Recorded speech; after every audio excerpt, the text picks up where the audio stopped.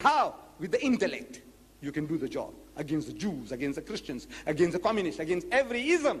Islam is destined to master them all. Try. Number two, every time we go into battle with the Jews, we are not fighting the Jews alone. We are fighting America. Do you know that? In 1973, Sadat did the job. They broke the Bar-Lev line. They crossed that Red Sea. They broke the Bar-Lev line. And America came in direct intervention. That Khabis from there. Direct intervention. With his men and material, he poured in, direct into the battlefield. So every time now we are fighting the Jews, remember this, that we are not fighting him, we are fighting the Americans. Now how you can fight the Americans? That weak that we are. I'll show you how. You see, Harry Truman, the deceased President of the United States, in 1948, he divulged a secret of how you can beat the American. He's telling you, but you know, we don't catch. In 1948, Israel declared her independence. Within 2 minutes, Truman recognized Israel. Within 2 minutes, as if he was standing with open mouth, ready like the young man once you're getting married. We say in our language, nikah kabul ki. He says, you know, you accept that woman as your wife. It's a ki, means yes. Like that, he's just saying, yeah. You know, when you want to get married, how the guy's waiting, the young fellow, so you accept her? Say, yeah. That guy was waiting with his open mouth, who? Truman, to say he accepts her as his bride. Who? Israel. So a reporter subsequently, at a press conference, asking him, he said, look man, what was all the hurry for?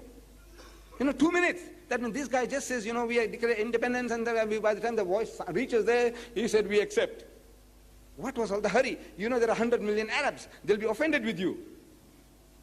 So Truman said, there are no Arabs in my constituency. In other words, the people who voted me into power are the Jews. There are 6 million Jews in America. And through the Jewish vote, without the help of the Jewish vote, you can't make a headway. While I was in these Arab countries, the Gulf states, the Daily Gulf Times dated March 14, last month, 14. There's 1 month and 1 day ago, one day short of a month, 14th of March. Here is a cartoon in this Gulf Times newspaper. It shows a would-be president of the United States. He is marching to the presidential chair, the White House, and he has to pass through a maze of the Star of David. Beautifully portrayed. But now, what do you learn from that? That means no American president can ever become the president of the United States without Jewish support. Without going through the Jewish maze of the Jewish Star of David, nobody can become a president in the United States. You need Jewish help. The en bloc, 6 million votes. Right. So now to neutralize that, we need 6 million Muslims there, no? And you can't get them in. They won't allow any more Pakistanis, no more Arabs, no more Bangladeshis. No more. Under some special circumstances, one here, one there, half a dozen swallows don't make a summer. We want 6 million. How can you get 6 million in there? Impossible. But for the price of an AWAC, for the price of a fighter plane, you can win over, you can change, and you can convert 6 million Negroes to Islam. One fighter plane. Cheap, I tell you, it's cheap.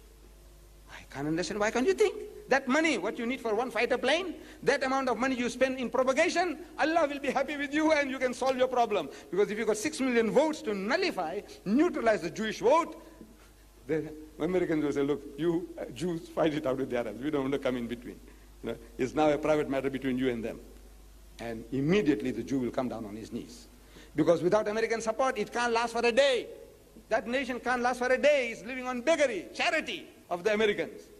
Billions of our money is being poured in, our money lying in America.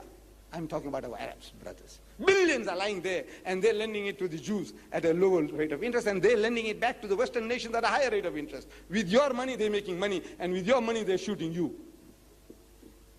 Look, I said, put on your thinking caps, man. The guy said, look, you had the right answer.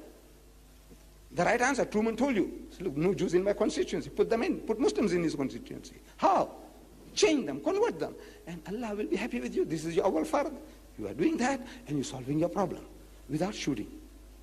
So I said, open a second front, and there is hope. I feel there is hope.